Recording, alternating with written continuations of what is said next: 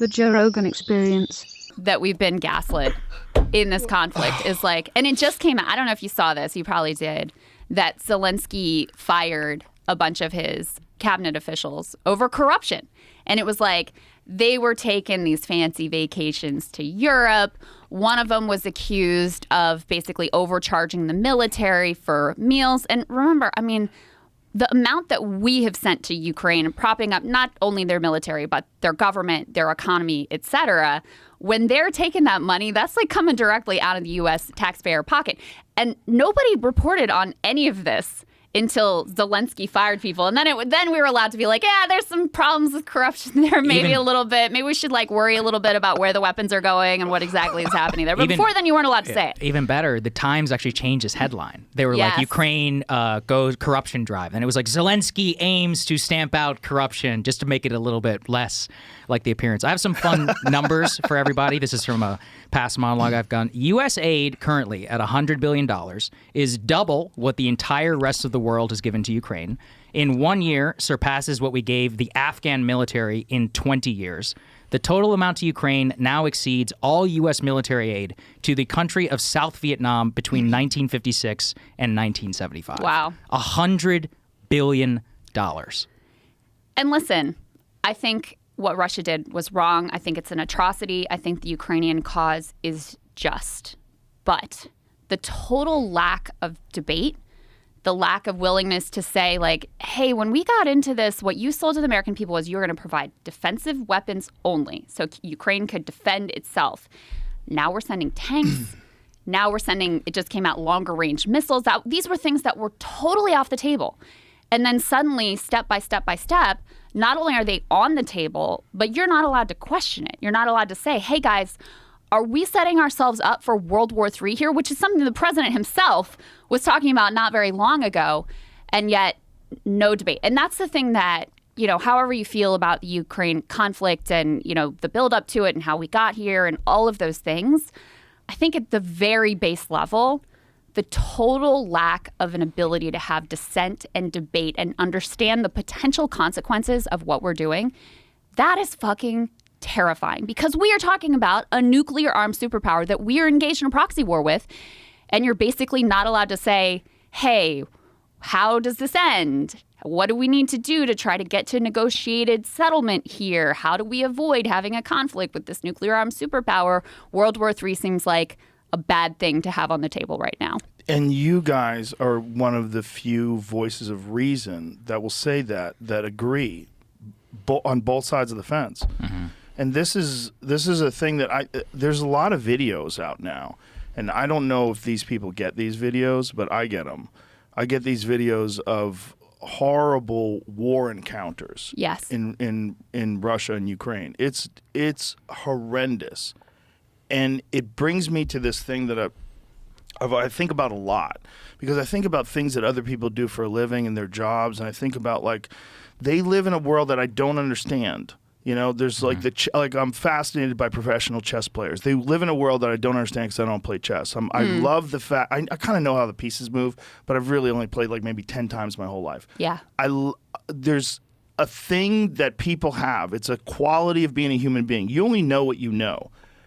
And other things become like these sort of like ethereal narratives. They're not necessarily real. And war is one of them. Yes. War is one of them. There's a thing that people, the way my friends who've served talk about war is so titanically different than the way people who ideologically support or disavow it. Like, you don't know what the fuck you're talking about if you say there's no need for a military. You're crazy. We are going to get subjugated. Someone will come here with men with guns. If you take away all the guns that everybody has and no more military, we're fucked. And if you don't think that, it's because if you'd never gone to the dark parts of the world, or you've never gone on Telegram. I'll send you some videos. I saw a guy get killed with a hammer yesterday. Jesus. This is so important for people to understand, which is that we are 75 years removed from what war on the European continent actually looks like. And, you know, Joe, I'm the same way. I've been on fucking Live Leak, you know, since I was like 12, which is probably bad for you. But, terrible you know, for you. Terrible for you. Terrible for you. My girlfriend's like, what are you watching? I'm like, what? And she's like a beheading or something like that. My wife will come into my office and I have to pause videos. And I'm like, you really want to see this?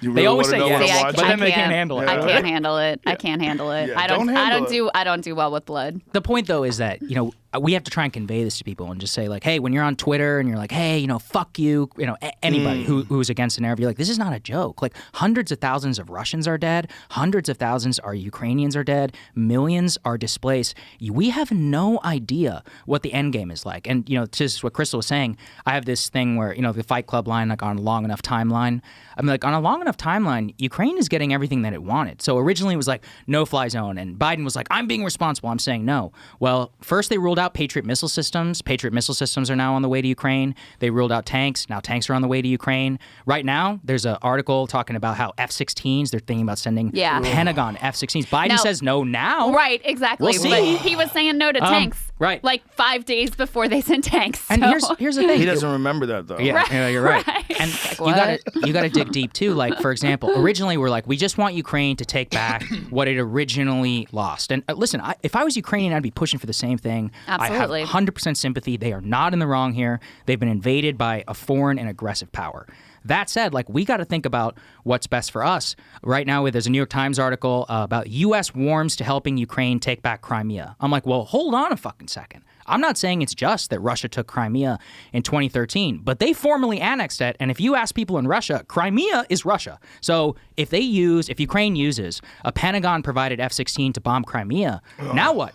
Like, now, that's a violation of Russian nuclear doctrine. They've updated their nuclear doctrine, by the way, to not even say it's defensive. They can say they can use it in any capacity that Vladimir Putin wants to. That was a significant change. Yes. If you look in the history of the way that the great superpowers actually consider their own nuclear first strike use. It's something that is considered ironclad, and then, boom, it changes like that. You're not even going to hear about this. And I was heartened a while back when there were some leaks that came out of the Biden administration that he, at like a donor event in San Francisco or something, said basically like, we got to make sure we avoid World War III. I'm paraphrasing, but that was he was like, we got to avoid nuclear war. We got to avoid World War III. And I was like, okay, good. He's thinking about that. That caution that existed at that point seems to be totally out of the window. And if you read, the official sort of like state paper, the New York Times, about the administration's thinking, they're like, well, Russia said this nuclear stuff and it didn't happen, so they must just be bluffing. It must just not be real. Jesus. And it's like, okay, number one. Was there a timeline before they could press the button? Exactly. Yeah, And, they didn't blow up the whole world yet, so we should be fine. We're fine. I mean, that's insane, number one. And number two, the idea that Russia hasn't escalated in response to our actions is just not true. They've been striking critical energy infrastructure, including, in and around Kyiv, which was an escalation. They went through with conscription that was very politically dicey for Putin. There's rumors that they may go through with another draft. So the idea that they just took all of this lying down, didn't escalate, is a fantasy to start with. But it's incredibly dangerous and foolish to think just because they didn't push the nuclear button yet that, it's all fine and he's just full of it. Thank God there's people like you guys out there, because there's so many people that they have Ukraine in the same category of importance and significance as they do climate change. Mm-hmm. Climate change, which is a real thing, but it's a politically divisive alleyway where you're not allowed to veer from the course and even look at any kind of science. It's the same thing with Ukraine. A support for Ukraine is undeniable. You must put it in your Twitter bio. And you guys are saying, you're not saying don't support Ukraine, but you're saying, look where this is going. Do you understand what this is? Because you can't just openly support something you don't understand without a comprehensive view of what the fuck the factors are and how it got to be that way in the first place. And you're not going to hear that in a 5-minute clip on mainstream news. Yes. You're just not going to. It's so important for us to internalize that message. We're not saying we hate Ukraine. We're not saying we don't even support Ukraine. The Ukrainian cause is just. What we're saying is, what about our interests? All the there factors. Are interests that supersede Ukraine. If I was Ukrainian, I would do exactly what they were doing. But guess what? Ukraine does not exist without the United States. We provide the vast majority of the military there for the diplomacy perspective. If we cut off military weapons to them tomorrow, that's it. Done. They literally are forced to the negotiating table. I'm not even saying we should do that. I'm saying, what is the end game? And, in my neighborhood, there's more Ukraine flags than there are American flags. It's like Ukraine flag, gay pride flag, no American flag. But then it's like, okay, say, if you go to those people, and if we would just say what they said, they would say, this is disgusting. This is Russian propaganda. It's up to the Ukrainians for when they want to stop. And I said, yeah, I completely agree. But it's also up to us for whatever we stop providing them weapons. We're like, hey, if you want to defend this part of your territory, that's totally fine. That's our end game. My end game is not having a nuclear conflict, is making sure that we have peace on the European continent. Vladimir Putin is in opposition to that peace. But Putin and Russia are going to exist. Something I think people should take home too is you had Peter Zeihan on. He said it really well, which is the first year of every Russian conflict is a total shit show. If you look at Finland, if you look at the first year of Hitler's invasion, even going all the way back to Napoleon and some of the Tsar's campaigns before that, they lose a shit ton of people. It looks like a complete mess. They fire a bunch of generals, all of this. And then what do? They use their vast the Russian Colossus is known of that for a reason because they have a shitload of people. They a lot have military materiel. They amass it and they throw it at them. And so people are like, Saagar, Krystal, like what you guys are saying will be valid, but Ukraine is winning. Look, we are barely a year into this. 1 year into the First World War, I could make the easy case that Germany was going to win the First World War. Second World War, I could easily make the case the Nazis were going to win. If I go back to Civil War, I could easily make a case the Confederates were going to win. All three of those, it didn't happen. Why? Because these things go on for a long time. Like, you have no idea what it is. And one of the reasons that many of those conflicts, First and Two, went on and ultimately came to the conclusion they were, was because millions of lives were lost. And the whole point from those conflicts, if you look at the way that people talked, was we have to learn the lesson. We have to learn the lesson. But it's been 75 years, and now this is all a game. This is a tweet that people are saying about Ukraine, but it says real-world consequences for people. That's it. That's it exactly. And the total lack of an ability to have a reasoned debate without just being like smeared as a propagandist is don't read the comments. It is a terrifying moment. And there's a couple things that do give me some heart, which is number one, even though I can't really blame the people who can't understand seeing it another way, because the propaganda that is coming from every network, really almost across the board, is very strong, and it's very hard to avoid that. So I have sympathy for that perspective. But even so, a poll just came out that had, from NBC News, they buried this at the very end of their write-up of the poll, public's now 50-50 split on continuing aid to Ukraine. So people are questioning, even though they're being fed so much propaganda.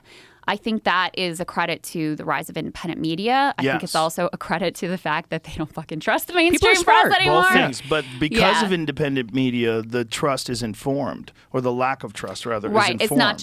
It's not just knee-jerk. I hope. I mean, that's my hope looking at those numbers. Yeah. I think your hope is 100% correct. I think you're right. I think you guys are very important. Glenn Greenwald, very important. Jimmy Dore, very important. Kyle Kalinske, very important. People who are real people that actually have done the homework and are going over the details and can inform people. Because there's so many people out there.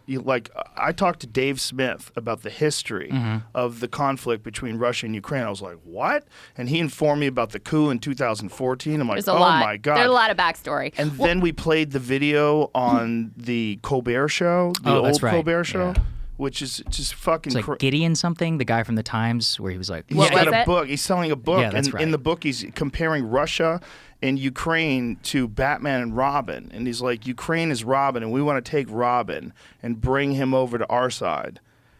And it's like this open secret. They're just openly talking. This. It's just... There were cables that actually WikiLeaks released. And a friend who's a great journalist, Branko Marcetic, who's been looking at the Ukraine conflict with a critical eye, he sorted through these cables. And he found all of these diplomatic cables from the prior era where you had NATO allies, you had U.S. officials who were all saying, hey, guys, Russia has red lines here with regard to Ukraine. And floating NATO membership with Ukraine is a real violation of their hard red lines. And we're very fearful. And they laid out exactly the trajectory that we could find ourselves on. Now, that doesn't deny Russia agency or, Putin and the Kremlin agency for invading. No one made them do that. However, it is to say that, there was a time when you were allowed to acknowledge that U.S. policy could lead to this exact event. And now when you even suggest that us, floating NATO membership with Ukraine and saying that they were going to be made apart, that some of these things were exacerbating and they crossed the red line and, created a situation that was incredibly tense where this is the predictable outcome. Again, you're not allowed to talk about that.